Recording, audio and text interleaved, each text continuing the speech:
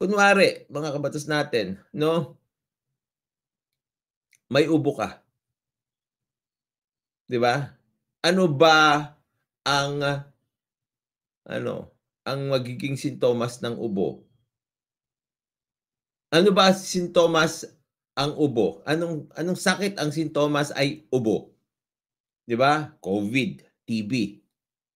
Anong gagawin mo?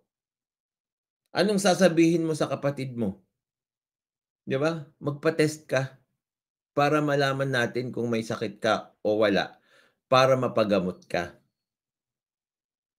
Masama ba magpa-test kung may nakikita kang sintomas? Parang yung kunwari, hindi gumagaling yung sugat mo, masama ba na magpa-test? 'Pag sinabihan ka ng ate mo magpa-test ka?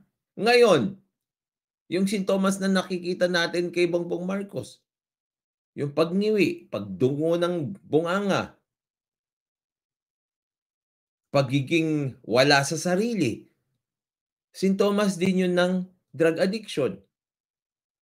Bakit hindi ka magpa-test? Concerned yung iyong ate.